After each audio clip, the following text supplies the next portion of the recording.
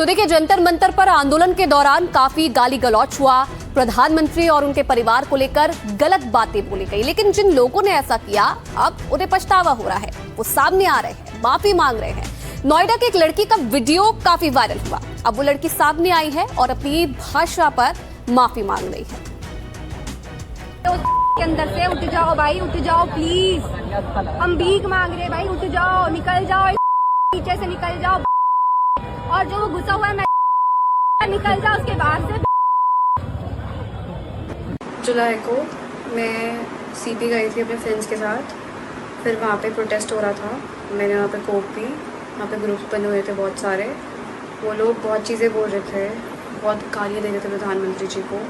उन लोगों के इन्फ्लुएंस में आके कि तुम लोग भी बोलो, तुम लोग भी बोलो, कोई सब बोलो करके मैंने वहाँ बहुत चीज़ें बोली। मैं भी मात्र 15 साल की हूँ। मैंने जो करा वो माफ़ी के लायक नहीं था। मैंने बहुत गंदी चीज़ें बोली है, बट ये मेरी पहली और आखिरी गलती होगी। इसके बाद मैं ऐसा कुछ नहीं करूँगी और ना ही वो चीज़ मैंने कभी पोस्ट की थी। मैं पूरे देश से माफ़ी मांगती हूँ। मैं इतनी शर्मिंदा हूँ, मैं अपनी नज़र भी नहीं उठा पा रही हूँ। मैं सबसे माफ़ी मांग रही हूँ, मुझे प्लीज़ माफ़ कर दीजिए, प्लीज़। वहीं दूसरी तरफ हरियाणा की एक लड़की जिनका नाम डिंपल चौधरी है, उन्होंने जंतर मंतर पर प्रधानमंत्री मोदी के लिए अभद्र भाषा का इस्तेमाल किया, लेकिन अब वीडियो वायरल होने के बाद वो भी माफी मांग रही है। क्या चीज है यो? कभी बैठाओ, मतलब लॉकडाउन लगा क्या है यो? आपसे मेरा एक निवेदन है, आप जहाँ कहीं भी हो मेरे से कांटेक्ट कर लो, क्योंकि मैं आपसे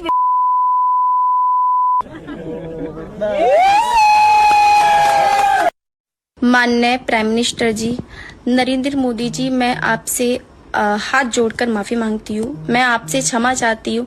जो आपके विरोध मेरी वीडियो बनी थी, मैं उन वीडियो को लेके बहुत ज़्यादा शर्मिंदा हूँ। मैं बहुत ही ज़्यादा गिल्टी फील कर रही हूँ। मुझे ऐसा नहीं करना चाहिए था और मैं चाहती हूँ कि मेरे खिलाफ कोई भी एक्शन ना लिया जाए और आप मुझे माफ़ी दें।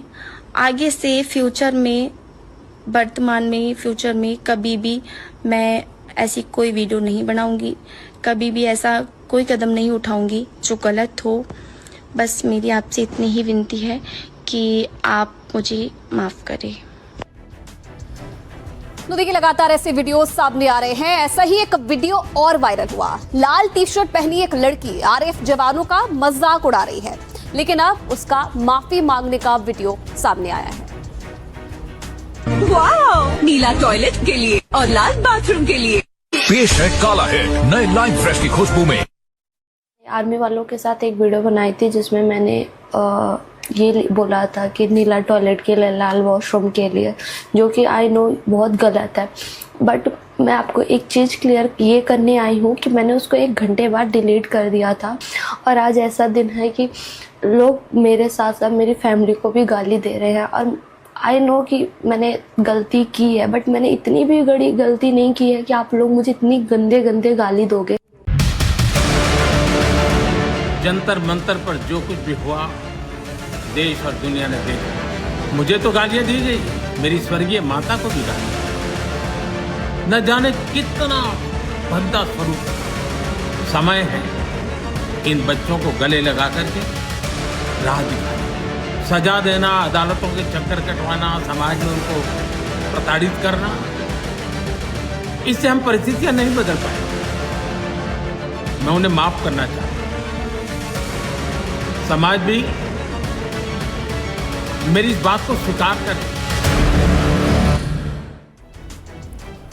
आगे बढ़ती हुई बात प्रधानमंत्री नरेंद्र मोदी की, जिन्होंने इंस्टाग्राम पर एक वीडियो संदेश जारी करके उन बच्चों को माफ किया है जिन्होंने जंतर मंतर पर उन्हें गालियां दी। प्रधानमंत्री मोदी ने अपने संदेश में कहा कि मेरे साथ मेरी मां को भद्दी भद्दी गालियां दी गई। बेटियों की ऐसी भाषा कल्चरल शॉक है। बच्चे हैं, गलतियां होती है, मैं उन्हें माफ करना चाहता हूं। बच्चे गुमराह हुए हैं, उन्हें राह दिखाना हमारा काम है। गालियों से समस्याओं का हल नहीं निकलता, सजा देने से परिस्थितियां नहीं बदलेंगी। हाय फ्रेंड्स, आज तो मन करता है बस आपसे ही बातें करूं। जंतर मंतर पर जो कुछ भी हुआ देश और दुनिया ने देखा है। कुछ शरारती बच्चों ने भद्दी भद्दी गालियां बोली, किसी भी सभ्य समाज को शोभा न दे ऐसे शब्दों का प्रयोग किया गया। मुझे तो गालियां दी गई, मेरी स्वर्गीय माता को भी गालियां दी गई। न जाने कितना भद्दा स्वरूप था। लेकिन मैं आज बात करना चाहता हूं कि बचपन में गलतियां होती हैं और बचपन में गलतियों से सुधरने का अवसर भी होता है, और यही तो बचपना है। और इसलिए मैं समाज के अंदर जो आक्रोश है उसको भली भांति समझ सकता हूं। एक कल्चरल शॉक है कि हमारी बेटियां इस प्रकार की भाषा कैसे बोल सकती हैं। लेकिन समय है इन बच्चों को गले लगा करके राह दिखाने का। एक गुमराह बच्चे हैं, उनको राह दिखाना हमारा काम है। उनको सजा देना, अदालतों के चक्कर कटवाना, समाज में उनको प्रताड़ित करना, इससे हम परिस्थितियां नहीं बदल पाएंगे। मैं उन्हें माफ करना चाहता हूं। समाज भी मेरी इस बात को स्वीकार करे, क्योंकि मेरे मन में एक ही भाव है। कभी कभी दांतों तले हमारी जीभ आ जाती है, खून निकल आता है, लेकिन हम दांत तोड़ते नहीं है, क्योंकि दांत भी हमारे हैं, जीभ भी हमारी है, बच्चे भी हमारे हैं। उन्हें राह दिखाना हमारा काम है। गुमराह को राह दिखाना कठिन होता है, लेकिन कठिन काम हमको करना है। और इसलिए आओ, मैं इन बच्चों को कहता हूं, बच्चों आओ, हम देश के लिए साथ मिलकर के आगे बढ़े, कुछ नया सीखें, गलतियों से भी सीखें, अपने सपनों को लेकर के चल पड़े। देश बहुत आगे बढ़ रहा है, आगे बढ़ने वाला है, और आपका भी आगे बढ़ना निश्चित हो, यही मेरा सपना है। मैं आपके लिए जीता हूं, आपके उज्जवल भविष्य के लिए खपता हूं। आओ हम मिलकर के देश को आगे बढ़ाएं। बहुत बहुत धन्यवाद दोस्तों। बस आओ, गलतियों से सीखो, आगे बढ़ो। अब देखिए, डिजिटल दुनिया की चकाचौंध के बीच आर्टिफिशियल इंटेलिजेंस यानी कि एआई का एक ऐसा खौफनाक और खतरनाक चेहरा सामने आया है जिसने देश की सुरक्षा, संप्रभुता और देश के सर्वोच्च पद की गरिमा पर भी सवाल खड़े कर दिए हैं। मामला जुड़ा है देश के प्रधानमंत्री नरेंद्र मोदी के एआई जनरेटेड डीप फेक और आपत्तिजनक वीडियो से।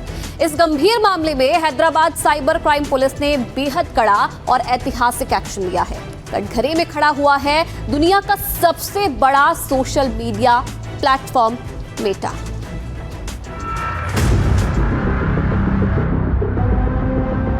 प्रधानमंत्री नरेंद्र मोदी की गरिमा के साथ सोशल मीडिया पर असंसदीय अपमानजनक कंटेंट चल रहा था। उस पर सरकार ने शिकंजा कसा है। मेटा इंडिया के हेड अरुण श्रीनिवास समेत कई इंस्टाग्राम और फेसबुक अकाउंट संचालकों पर शिकंजा कसते हुए एफआईआर दर्ज की गई है। ये पूरा विवाद तब भड़का जब सोशल मीडिया पर प्रधानमंत्री नरेंद्र मोदी की छवि को धूमिल करने के उद्देश्य से एआई और डिजिटल मॉर्फिंग तकनीक से तैयार की गई अश्लील व आपत्तिजनक रील्स और पोस्ट तेजी से वायरल होने लगी। तेलंगाना के हैदराबाद में जब बीजेपी सोशल मीडिया टीम के ध्यान में ये कंटेंट आया तो तुरंत हैदराबाद साइबर क्राइम पुलिस में लिखित शिकायत दर्ज कराई गई। शिकायत में साफ कहा गया कि ये फेक रील्स और तस्वीरें देश की संप्रभुता, अखंडता और शांति व्यवस्था को चोट पहुंचाने की साजिश है। सवाल ये उठता है कि इस पूरे फेक के खेल में मेटा पर शिकंजा क्यों कसा गया? तो इसके पीछे है मेटा की 3 बड़ी गलतियां। पहला, प्लेटफॉर्म का इस्तेमाल। आपत्तिजनक एआई कंटेंट को पब्लिश होने दिया। कंटेंट मॉडरेशन में चूक। आईटी नियमों के तहत तुरंत एक्शन नहीं लिया। भ्रामक जानकारी का फैलाव। डीप फेक वीडियो को समय रहते ब्लॉक नहीं किया। यहाँ समझने वाली सबसे अहम बात यह है कि पुलिस ने सिर्फ वीडियो बनाने वालों पर ही नहीं बल्कि प्लेटफॉर्म मेटा के भारत प्रमुख पर भी गाज गिराई है। सवाल उठता है क्यों? भारतीय आईटी कानूनों के तहत सोशल मीडिया प्लेटफॉर्म्स को इंटरमीडिएटरी का दर्जा प्राप्त है। इसका मतलब है कि अगर उनके प्लेटफॉर्म पर कोई गैर कानूनी या डीप फेक कंटेंट आता है तो उन्हें नोटिस मिलते ही या अपनी खुद की पॉलिसी के तहत उसे तुरंत हटाना होता है। हैदराबाद पुलिस की जांच में यह देखा जा रहा है कि क्या मेटा ने भारतीय कानूनों का पालन करने में लापरवाही बरती। जांच अधिकारी इस पूरे डिजिटल एविडेंस की कड़ियों को जोड़ रहे हैं। साइबर पुलिस ने विवादित रील्स और पोस्ट्स के URL, IP एड्रेस और मेटा डेटा की मांग की है। उन 6 प्रमुख इंस्टाग्राम अकाउंट्स के ऑपरेटरों की तलाश जारी है जिनसे ये डीप फेक कंटेंट पहली बार जनरेट या शेयर किया गया। पुलिस ने मेटा से स्पष्टीकरण मांगा है कि उनके ऑटोमेटेड AI मॉडरेशन टूल्स ने इस तरह के आपत्तिजनक कंटेंट को फ्लैग क्यों नहीं किया।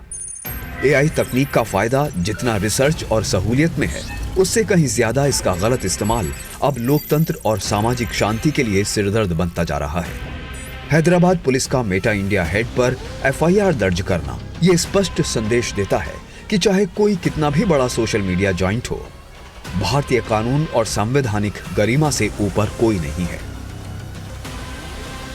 अब देखना होगा कि इस मामले में मेटा की तरफ से क्या आधिकारिक सफाई आती है और जांच एजेंसियां डीप फेक के असली आकाओं तक कब पहुंचती हैं।